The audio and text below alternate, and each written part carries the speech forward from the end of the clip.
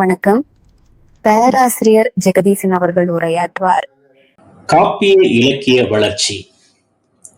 பெரிய புராணம் சேக்கிழாரால் பாடப்பெற்ற பெருங்காப்பியம் தான் பெரிய புராணம்.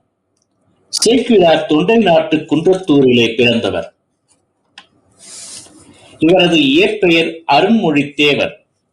சோழ அரசன் 2ஆம் குலோத்துங்க சோழனுக்கு அமைச்சராக விளங்கி உத்தம சோழ பல்லவன் என்ற பட்டத்தை பெற்றவர். பெரிய புராணம் இயற்றி தொண்டர் சீர் பரவுவார் என்ற சிறப்பு பட்டத்தையும் பெற்றவர். சைவ சமய தொண்டுக்காகவே தம் வாழ்க்கையை அமைத்துக் கொண்டவர்.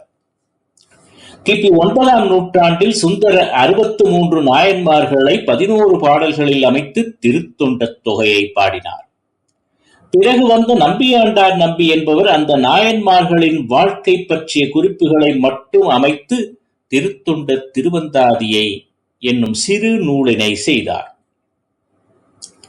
சேக்கிழார் இந்த இருவரின் குறிப்புகளை விரிவுபடுத்தி நாயன்மார்களின் வரலாற்றை 13 சருக்கங்கள் அடங்கிய 4286 விருத்தப்பாக்களால் பாடியிருக்கிறார்.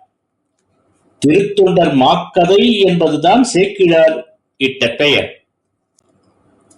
சுந்தரர் கையிலையிலிருந்து உலகிலே பிறந்து வளர்ந்து பறவையாரையும் சங்கிலியாரையும் மணந்து வாழ்ந்து மீண்டும் கையிலைக்கு செல்லும் வரலாற்றை முதலிலும் இடையிலும் முடிவிலுமாக அமைத்து ஏனைய அடியார் வரலாறுகளை எல்லாம் இடையிடையே கூடியிருப்பதனால் சுந்தரரை காப்பிய தலைவராக கொண்டு காப்பிய இலக்கணப்படி அமைந்த பெருங்காப்பியம் என்று கூறுவர். முன்னைய காப்பிய கதைகள் எல்லாம் பெரும்பாலும் வடமொழி கதைகளின் தழுவல்களாகவே இருந்தன. சிலம்பும் மேகலையும் கற்பனை கலந்த வரலாற்று கதைகளாக இருந்தன. பெரிய புராணமோ தமிழகத்தில் வாழ்ந்த சிவனடியார்களின் வாழ்க்கை வரலாறுகளை கூறும் வரலாற்று காப்பியமாகவே அமைந்திருக்கின்றன. சேக்கிழார் வரலாற்று உண்மை மாறாமல் காப்பியம் இயற்ற பெரு முயற்சியை செய்திருக்கிறார். நாயன்மார்கள் வாழ்ந்த இடங்களுக்கெல்லாம் நேரில் சென்று முன்னோர் தொகுத்து வைத்திருந்த செய்திகளையும் செவிவழி செய்திகளையும் சீர்தூக்கி ஆராய்ந்து வரலாற்று உண்மைக்கு மாறுபடாமல் பாடியிருக்கிறார். பிற காப்பிய ஆசிரியர்களைப் போல் கற்பனையை அவர் கலக்கவில்லை. பெரிய புராணத்தில் துறவிகள், இல்லறத்தோர், நாட்டு மன்னர், காட்டுவேடன், உயர்குலத்தோர், தாழ்குலத்தோர் போன்ற பல்வேறு நிலையில் உள்ளவர்களின் வாழ்க்கை வரலாறுகளின் வேறுபாடின்றி பாடப்பெற்றிருக்கின்றன.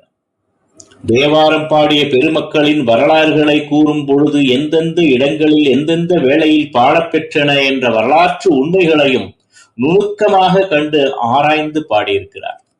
எனவே மக்களின் பழக்க வழக்கங்கள், நம்பிக்கைகள், விருப்பு வெறுப்புகள், செயல்முறைகள் போன்ற பலவற்றை அக்காலத்தில் இருந்தவாறு வரலாற்று போக்கில் அறிவதற்கு இந்த காப்பியம் அவசியம் தேவை.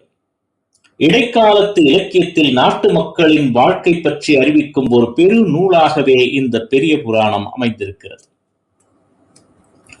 சோழ அரசன் சேக்கிழாருக்கு பெரும் சிறப்பு செய்து பெரிய புராணத்துடன் பட்டத்து யானை மேல் வைத்து பவனி வரச் செய்து பாராட்டினான். தானே பக்கத்தில் இருந்து அவருக்கு கவரி வீசினான். சேக்கிழாரின் வாழ்க்கை மிக பண்பட்ட வாழ்க்கையாக அமைந்திருக்கிறது. தம் நூலில் அவர் கொலை முதலிய தீமைகளை கூற வேண்டிய இடங்களில் கூட அவற்றை குறிப்பிட்டு கூசுகின்ற அளவிற்கு அன்பு நிரம்பிய நெஞ்சம் படைத்த சான்றோராக திகழ்கிறார். நாயன்மார் ஒவ்வொருவரை குறிப்பிடும் பொழுதும் ஆணாகினும் பெண்ணாகினும் அவர் என்றே மதிப்பு பன்மை சொல்லால் குறிப்பிட்டிருக்கிறார். நூல் செய்யுள்கள் எளிய நடையில் அமைந்தவை, தெளிவானவை. ஆசிரியரின் சொந்த கற்பனைக்கு சிறிதும் வைத்துக் கொள்ளாமல் தம் ஆராய்ச்சிக்கு எட்டிய உண்மைகளை மட்டும் சொல்வதால் காப்பியச் சுவை விஞ்சி நிற்காவிட்டாலும் காப்பியத்திற்கு உரிய எல்லா பண்புகளும் எல்லா அமைப்புகளும் கொண்டு விளங்கி இருக்கின்றது பெரிய புராணம்.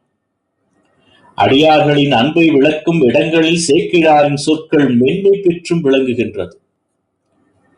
காரைக்கால் அம்மையார் இறைவனிடம் வரம் கேட்ட செய்தியை கூட உருக்கத்தோடும் பண்பாட்டோடும் சொல்லுகின்றார். இரவாத இன்ப அன்பு வேண்டி பின் வேண்டுகின்றார். பிறவாமை வேண்டும், மீண்டும் பிறப்புண்டேல் உன்னை என்றும் மறவாமை வேண்டும். இன்னும் வேண்டும், நான் மகிழ்ந்து பாடி அறவா நீ ஆடும் பொழுது உன் அடியின் கீழ் இருக்க என்றார் என்று காரைக்கால் அம்மையார் உருக்கமாக பாடுவதை பண்பாட்டோடு எடுத்துரைத்திருக்கின்றார். இயற்கை வர்ணனைகளிலும் மற்ற வர்ணனைகளிலும் பக்தி சுவையே மேலிட்டு விளங்குகிறது. வயலில் விரிந்து அசையும் நெற்கதிர்கள் சிவனடியாரின் மனம் போல் மலர்ந்து அழகாக இருக்கின்றன என்று சொல்லுகின்றார். முற்றிய நிலையில் அந்த நெற்கதிர்கள் தலைவணங்கி சாய்ந்து தோன்றும் காட்சி சிவனடியார்கள் கூடியிருக்கும் பொழுது ஒருவரை ஒருவர் வணங்கி பக்தி செலுத்துவது போல் இருக்கிறதாம். குளிர்காலத்தில் பனி சூழ்ந்து குன்றுகளை மூடியிருக்கும் காட்சி குளிருக்காக குன்றுகளும் வெண்ணிறமாக போர்வை போர்த்துக் கொண்டிருப்பது போல் இருக்கின்றதாம். குளிரும் பனியும் மிகுந்தபடியால் தன் கைகளை நீட்டி நிமிர்க்க முடியாதவன் போல் சூரியன் மெல்ல கதிர்களை விரித்து விரித்து மூடிக்கொள்கின்றான். ஆகையினால் வெயில் தோன்றி தோன்றி மறைகின்றது என்று சொல்லுகின்றார். இப்படி எளிய சொற்களால் ஓமைகளையும் வர்ணனைகளையும் அமைத்திருப்பதை பெரிய புராண காப்பியத்தில் காணலாம்.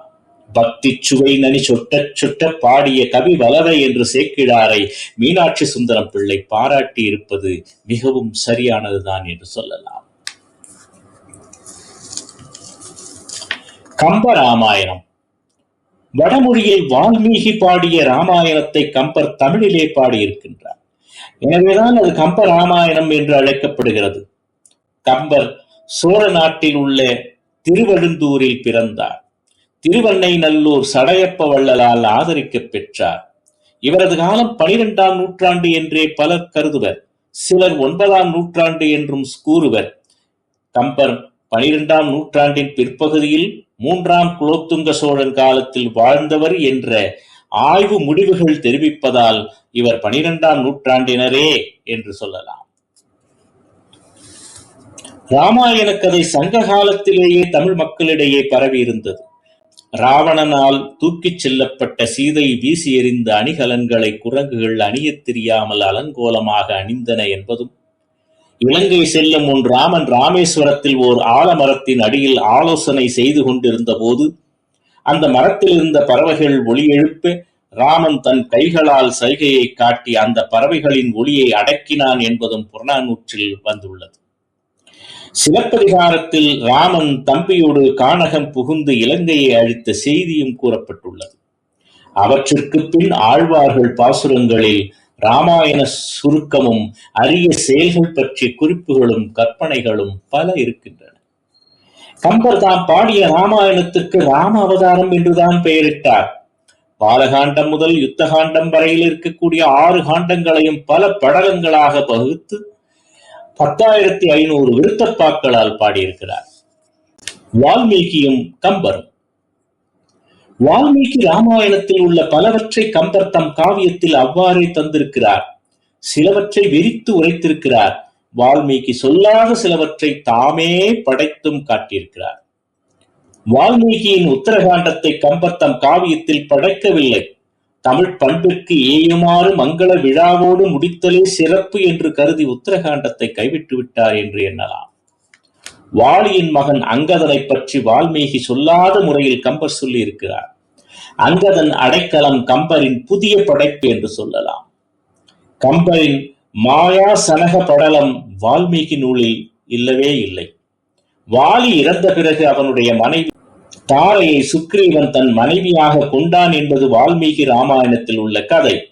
ஆனால் கம்பர் தம் நூலில் கணவனை இழந்த பின் தாரை மங்கள அணி துறந்து துயரமே வடிவாய் விதவை வாழ்வு நடத்துவதாக சுட்டிக்காட்டியிருக்கிறார்.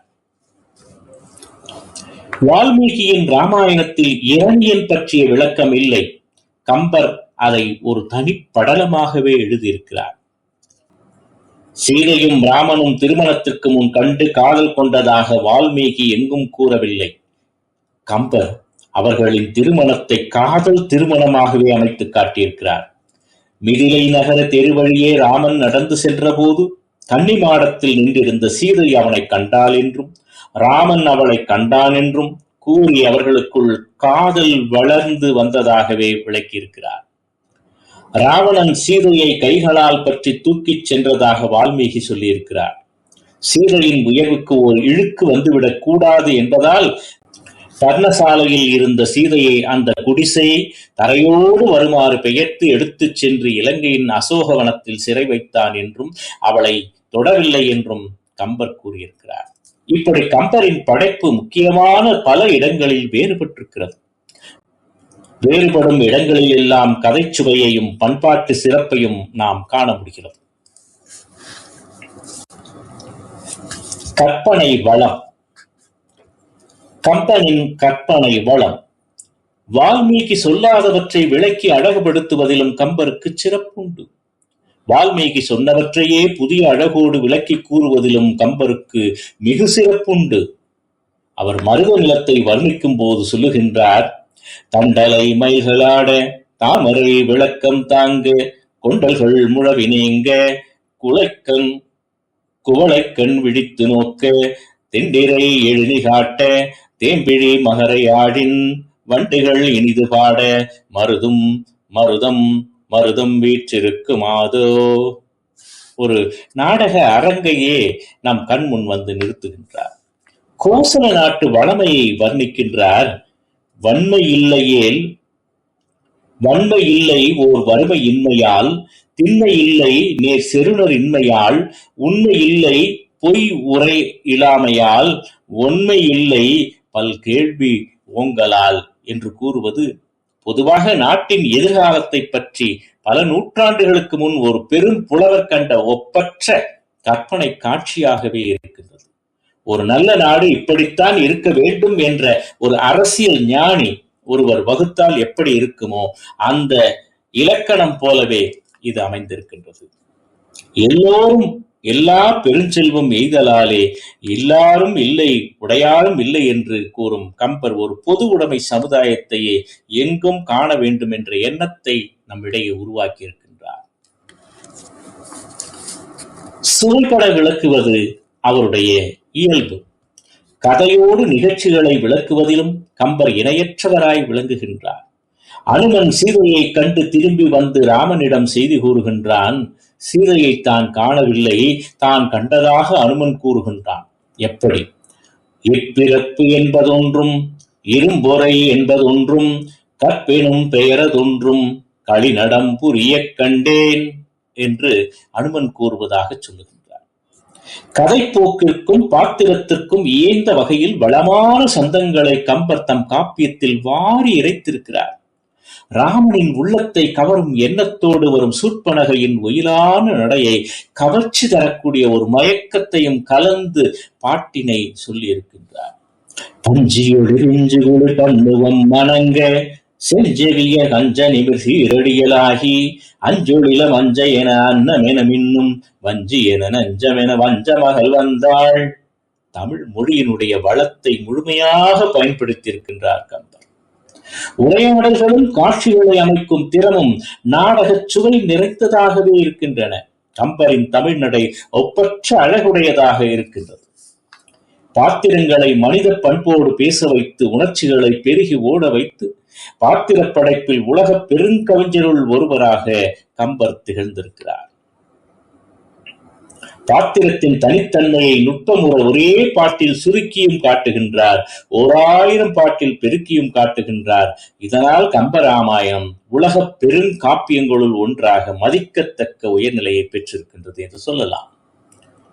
கம்பன் வீட்டு கட்டுத்தறியும் கவிபாடும் விருத்தமெனும் ஒன்பாவிற்கு உயர் கம்பன், கல்வியில் சிறந்தவன் கம்பன், கம்பன் என்றொரு மானுடன் வாழ்ந்ததும் கம்பநாடன் கவிதை போல் கற்றோர்க்கு இதயம் கழியாது, கம்பன் பிறந்த தமிழ்நாடு என்ற பல புகழ் உரைகளுக்கு பொருத்தமானவன் கம்பன் என்பதை கம்பராமாயண சொற்கள் காட்டுகின்றன.